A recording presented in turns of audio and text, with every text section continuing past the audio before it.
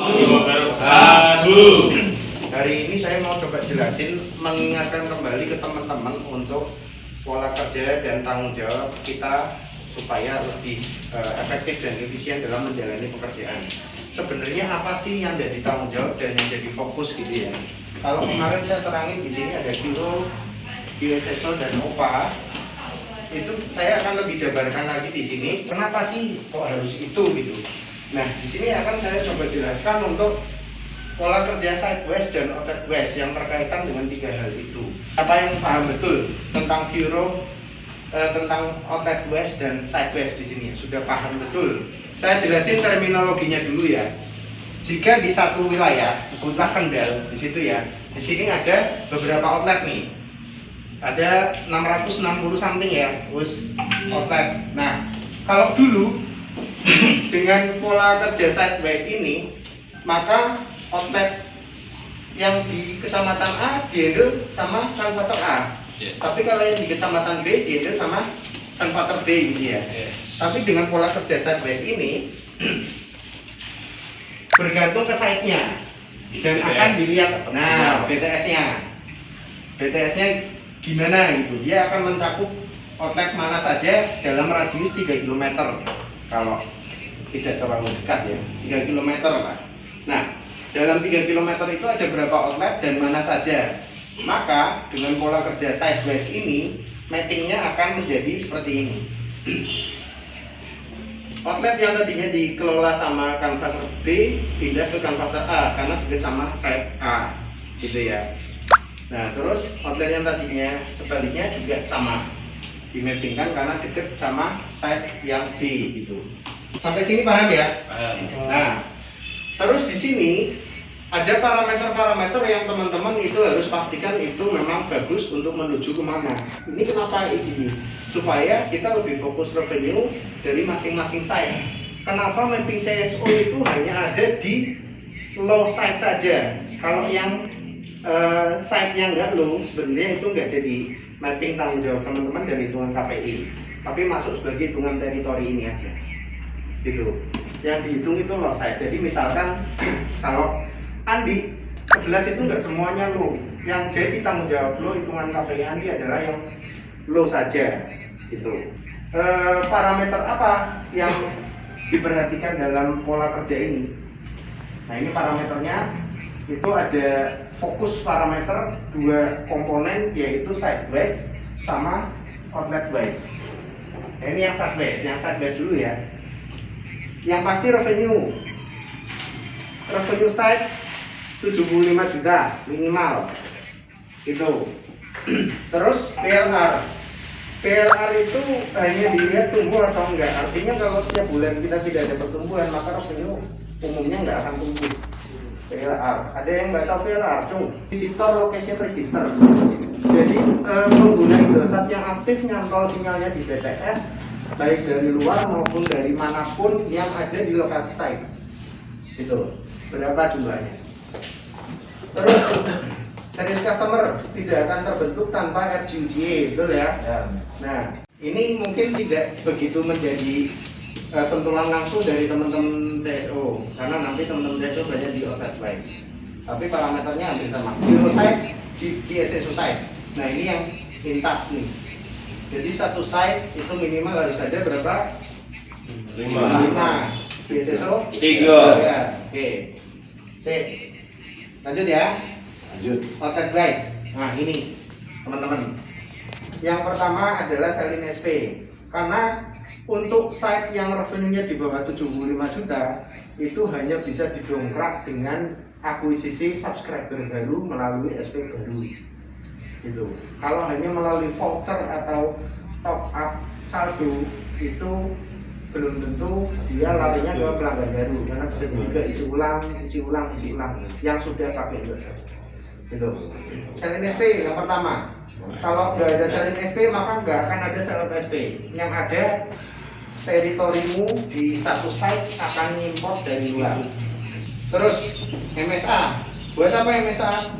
MSA itu buat maintenance bahwa kalau misal revenue di bawah 75 juta, maka Dua cara untuk gemuk yang kita tahu ya, menumbuhkan pelanggan atau melebarkan teritori itu ya. MSA ini salah satu aspek untuk bisa menumbuhkan pelanggan yang tadinya belanjanya sebulan 10.000 jadi 20.000, yang 20.000 jadi 30.000, dan gitu juga seterusnya. Upselling lah, karena ketika outlet biasa MSA transaksi dia sebulan 1 juta, ketika mau naikin teman-teman dijelin, bos saya itu dodolan iki wae, tekune luwih larang, adine luwih akeh. Nah, ketika mereka antusias di situ, MSA-nya otomatis harusnya nambah. Nah, strateginya MSA ini harus dibagi. Jika satu site, nanti strategi di slide berikutnya aja. Oke. RJUGE udah jelas. Dari sini harusnya ke sini, dari sini harusnya ke sini, gitu ya. Otomatis harusnya gitu. Nah, ini bisa dicapai juga dari sini, tapi jumlahnya cuma 3 gitu. Terus euro udah paham lah. Jadi satu outlet itu harus euro 5 hit dan di SSO 3 hit. Standar ya, itu standar. Jadi kalau kita mau jadi yang biasa-biasa aja, ya euronya 5, ya SSO-nya 3. Tapi kalau mau jadi yang luar biasa ya kayak gini. Gitu.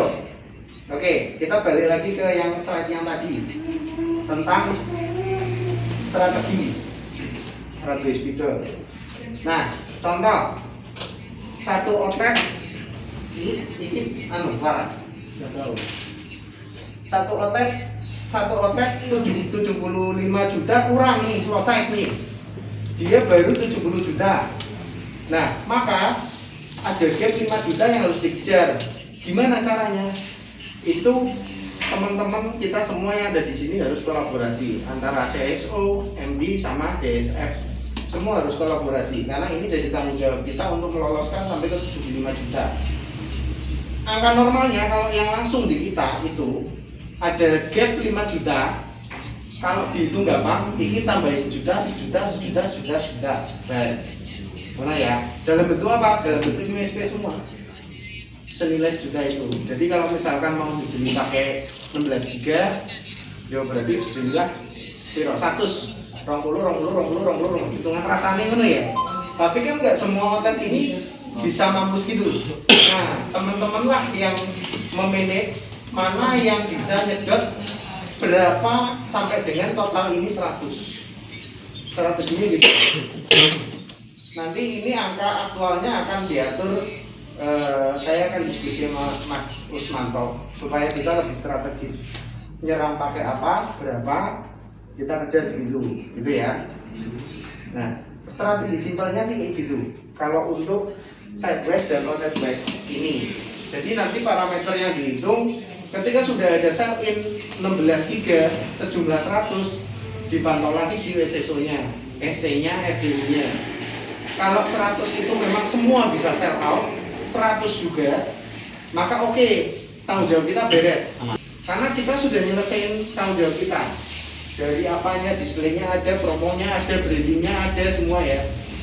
Semua udah beres, edukasi beres. Tapi yang lebih saya harapkan lebih responsif dari teman-teman adalah ketika teman-teman taruhlah ini outletnya Pak Bu, ternyata sing iso jadi pemain ning kene. Iki iso bos nyedot kabeh 100. Nah, nyedot 100 ini kalau ternyata di sini sinyalnya jelek, tolong lebih responsif lagi supaya kita juga punya tanggung jawab kepada di wilayah ini memberikan kualitas terbaik di urusan sinyal, karena itulah yang kita jual.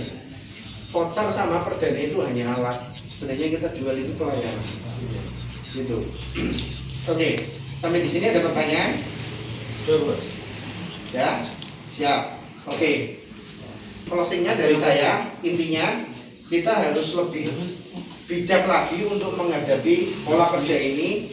Kita paham, kita tahu apa yang harus kita jalani, strategi apa yang didelegasi dari leader kita Pak Usmanto, tolong bisa dijalankan dengan baik di masing-masing site yang jadi tanggung jawab teman-teman. Prioritas pertama supaya nggak kebanyakan, karena kita dari 76 site hampir separuhnya itu masih lost site, dan kalau digarap semua ki kedodoran.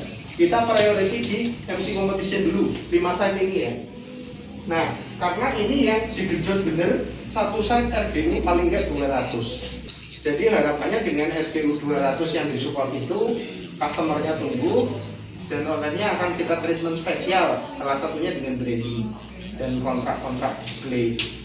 Ada display yang kita kasih buat displaynya supaya lebih bagus. Gitu. Akhir kata, cara baru akan membuat kita lebih bijaksana, semoga gitu ya harapannya. Oke, itu aja. Terima kasih teman-teman. Wassalamualaikum warahmatullahi wabarakatuh. Waalaikumsalam.